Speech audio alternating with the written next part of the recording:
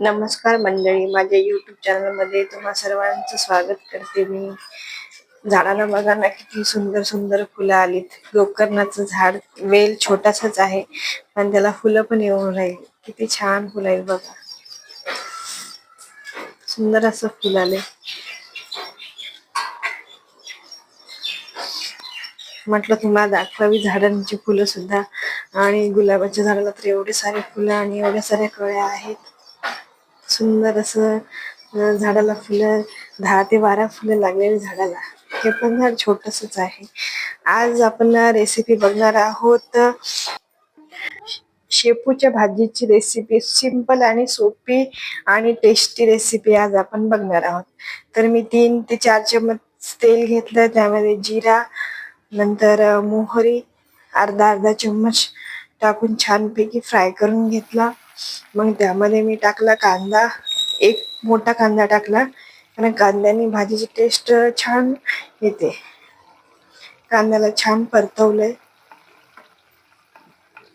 Brown होस्तवर, चांगला पिवळसर कांदा होस्तवर कांद्याला छानपैकी परतवले मी. कांदा छानपैकी फ्राय होऊ दिल्याच्या नंतर मी त्यामध्ये टाकते जिरा लसूण पेस्ट, एक चम्मच 1.5 चम्मच जिरा लसूण पेस्ट टाकते त्यामध्ये. शेपूच्या भाजीचे गुण सांगायचे असतील तर शेपूच्या भाजीमध्ये विटॅमिन सी भरपूर प्रमाणात असते. त्यामुळे आपल्या शरीरामधली रोगप्रतिकार शक्ती विटॅमिन सी मुळे वाढायला मदत होते. त्याचबरोबर शेपूच्या भाजीमध्ये विटॅमिन ए सुद्धा असते आणि भरपूर प्रमाणात कॅल्शियम मॅग्नेशियम असते.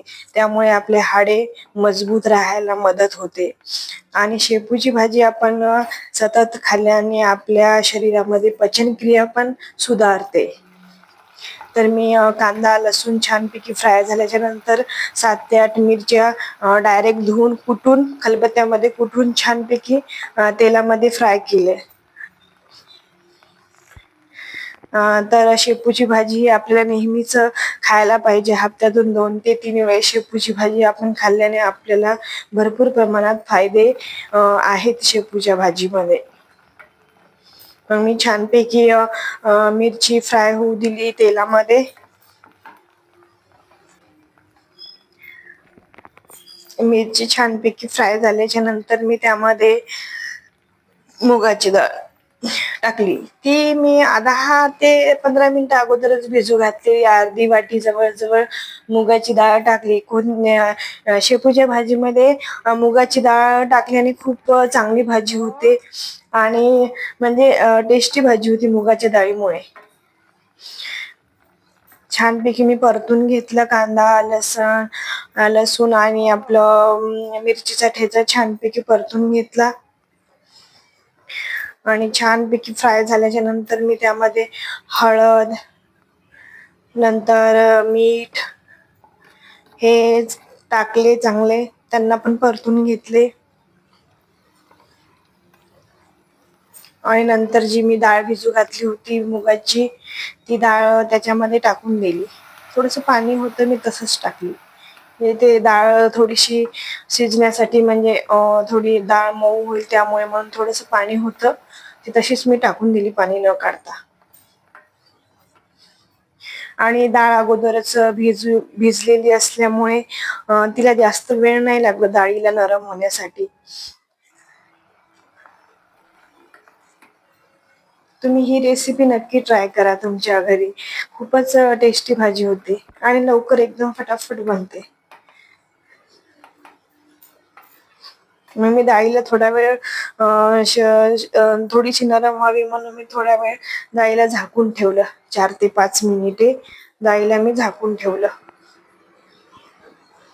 गॅस स्लो केला आणि डाळीला झाकून ठेवलं आणि 4 ते 5 मिनिटांनी बघितलं मी, ती डाळ बऱ्यापैकी शिजलेली, नरम झालेली डाळ. मग मी त्यामध्ये शिजलेली जी शेपू होती सॉरी, धुतलेली जी शेपू होती, साफ करून मी धुतलेली शेपू, ती शेपू मी त्याच्यामध्ये टाकली. आणि आता ते तुम्हाला काड्या काड्या दिसतात म्हणजे शेपूच्या, मी ते नाही काढलेल्या. जास्त काड्या एकदमच थोड्याफार काड्या ठेवते मी, कारण काड्यामध्येच भरपूर जास्त प्रमाणामध्ये फायदे असतात जे आपण काढून टाकतो पालकाची भाजीमध्ये, कुठल्याही भाजीमध्ये. तर ही भाजी एकदम कोवळी होती, त्यामुळे ते काड्या सुद्धा एकदम कोवळ्या होत्या, म्हणजे शिजायला पण ते पटकन शिजल्या. आणि त्यामुळे काही समजा हे नाही झालं की बाबा काड्या आहेत मोठ्या मोठ्या, नाही काढल्या म्हणून काहीच त्याचं नुकसान नाही. मग मी छानपैकी त्याला परतून घेतलं शेपूच्या भाजीला फोडणीमध्ये.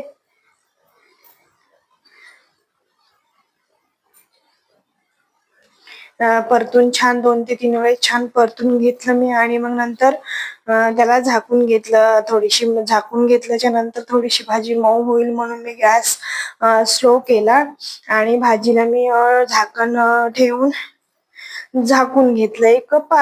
4 ते 5 मिनिट मी झाकण ठेवून झाकून घेतलं, गॅस स्लो करून.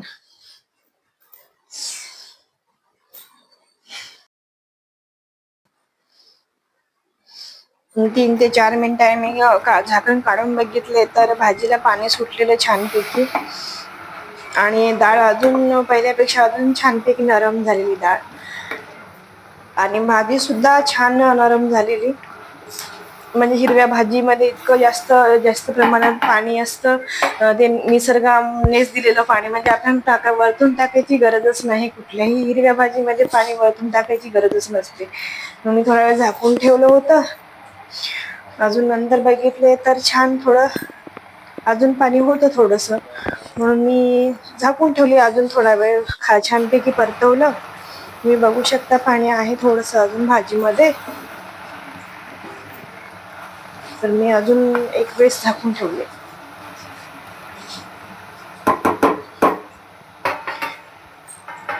आपल्या शरीरासाठी हिरवी भाजी, कुठलीही हिरवी भाजी असो, शरीरासाठी खूप लाभदायक असते.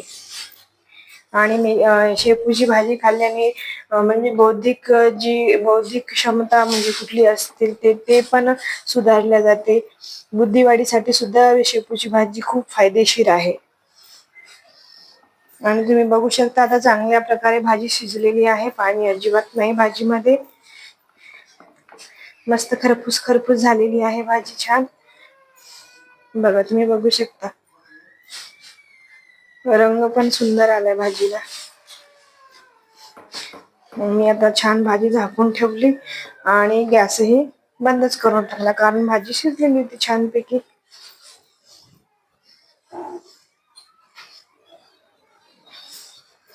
तुम्ही पण ही रेसिपी नक्की ट्राय करा घरी. आणि तुम्हाला व्हिडिओ आवडल्यास लाईक, शेअर, सबस्क्राईब नक्की करा. Thank you for watching my video.